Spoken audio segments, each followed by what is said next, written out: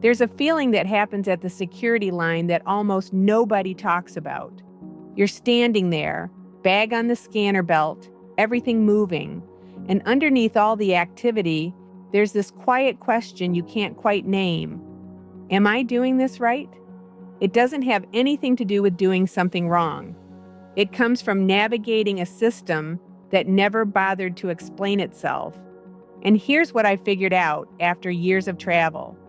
Almost all of that uncertainty disappears the moment you understand what TSA is actually doing, step by step, layer by layer. Once you see it clearly, the checkpoint stops feeling like something happening to you and starts feeling like something you know how to navigate. And I think that shift matters more for those of us traveling after 60 than for almost anyone else, because we deserve to arrive at that checkpoint with confidence, not confusion. So let's start at the very beginning, before you even get to the line. The system starts before you arrive. Before you ever reach the checkpoint, TSA has already started working. There's a program called Secure Flight that runs in the background every time you book a ticket. Your airline sends your name, date of birth, and gender to TSA automatically. And that information is cross-referenced against government watch lists before you've packed a single bag. For the vast majority of travelers, this happens invisibly, and that's genuinely good news, because it means that by the time you walk up to that checkpoint, a baseline decision has already been made, and you've already cleared it. For those of us who've ever felt a low-grade unease approaching security, as if something might go wrong, even when nothing is wrong, it helps to know the system is already working in your favor, quietly, before you arrive. What to have ready before you join the line. This is the tip that makes every other part of the checkpoint easier, and almost nobody mentions it. Before you join the security queue, while you're still at your gate seating area or the end of the concourse, take 2 minutes to get everything ready. Boarding pass accessible, phone screen up, or paper pass in hand. ID out and ready, not buried in a wallet inside a bag. Laptop moved to the top of your bag if you'll need to remove it. And anything from your pockets, keys, phone, wallet, coins, moved into your carry-on before you reach the checkpoint. Don't wait until you get there. That last one is the single most common reason travelers get slowed down at security. Doing it at the seating area, not when you reach the scanner, means you arrive at security organized, calm, and ready. What those body scanners are actually seeing. What actually happens when you walk through that scanner. Most people imagine that someone on the other side is looking at a detailed image of them. I completely understand why that feels uncomfortable. But here's what's actually on that screen. A generic mannequin-style outline with highlighted areas if something unusual is detected. Not a photograph of you, not a detailed image. The machines that produced more detailed body images were phased out years ago specifically because of privacy concerns. The current generation is deliberately designed to be less invasive. These changes weren't just about security. They were also designed to give travelers more privacy and a more comfortable experience. But while the screening process has become less intrusive for passengers, the technology used to inspect baggage has become far more advanced. Your bags go through X-ray or CT scanning equipment that is far more sophisticated than most people imagine. These machines differentiate materials based on density, and the officers reading those screens are doing something truly demanding, recognizing thousands of different items at a high speed. CT scanning, how upgraded airports have changed the rules. Many airports are now upgrading to CT scanners, and if your departure airport is one of them, you'll likely notice a difference at the checkpoint. These machines create three-dimensional images of bag contents that officers can rotate and examine from multiple angles. At airports where CT technology is in place, you may not need to remove your laptop or your liquids from your bag at all.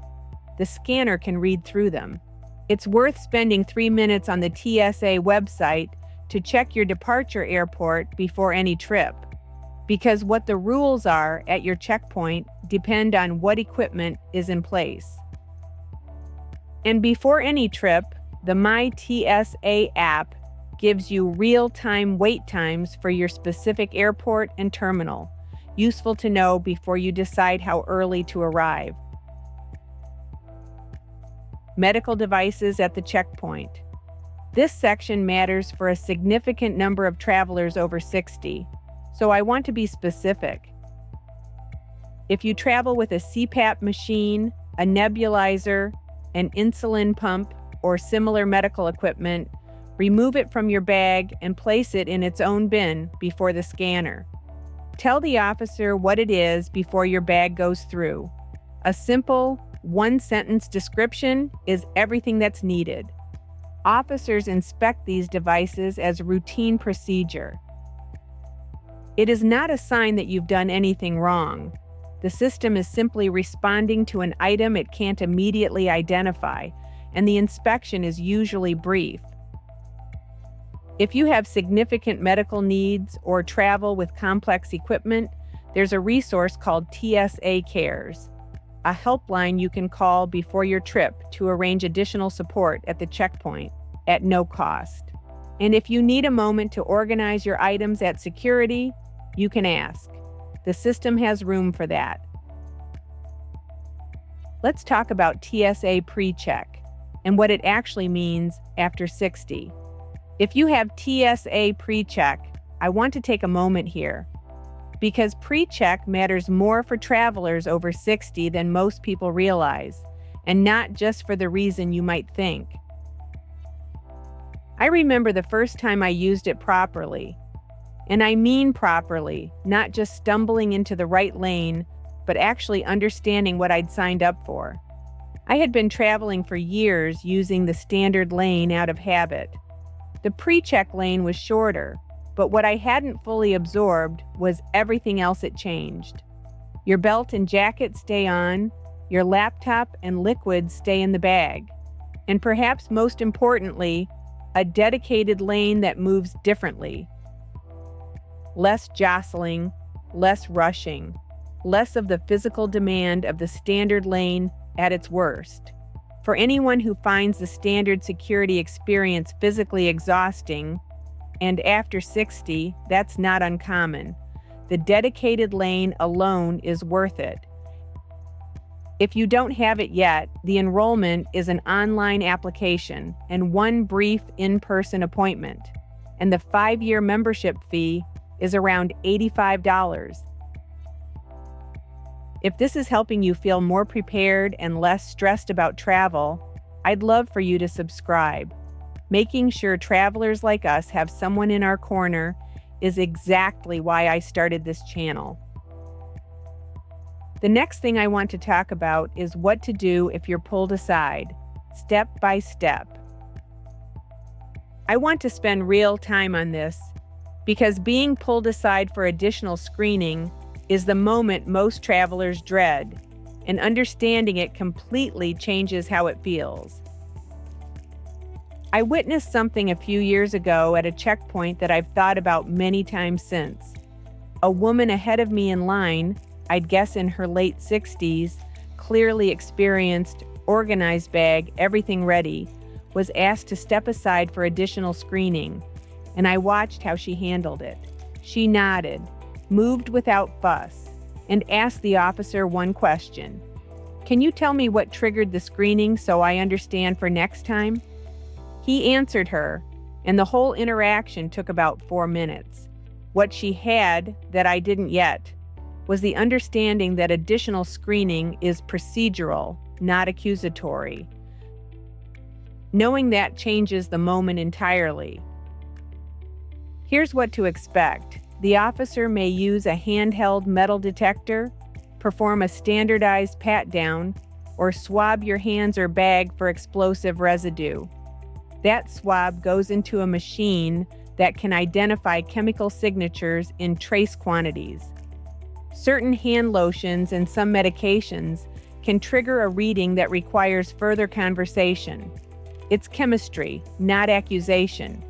And staying calm and explaining what you've been handling moves it forward every time. You have the right to request a private screening room. Simply say, "I'd prefer to have this done in a private area." You also have the right to have a travel companion present during your screening. You don't have to go through an additional screening moment entirely on your own. If you're 75 or older, here's what changes. There's a specific TSA provision for travelers 75 and older that almost nobody ever thinks to ask about. It's not about shoes. Since July 2025, everyone keeps shoes on at U.S. airport checkpoints. The 75-plus provision is broader than that. If you're 75 or older, you may request to be screened in a seated position, particularly useful for anyone who finds standing for extended periods difficult. You may also have a light jacket stay on during AIT screening in some situations. And if you have particular concerns about the process, speaking with a checkpoint supervisor directly gets you to someone with the authority to ensure the experience meets your needs. If you have a medical implant, a pacemaker, a hip replacement, a knee replacement, or any other implanted device, tell the officer before you enter the scanner. Then simply say, "I have a pacemaker. How would you like me to proceed?" Officers work with implants regularly. It is not complicated. Proactively naming it puts you in control of that interaction. The calm, prepared traveler navigating that checkpoint with ease. That's not a different kind of person than you are. That's just you, with a little more information, and you've got it now. Thank you for listening today. If this made travel feel a little less stressful, or you learned something you didn't know, share it with your friends and family. Safe travels, and I'll see you in the next video.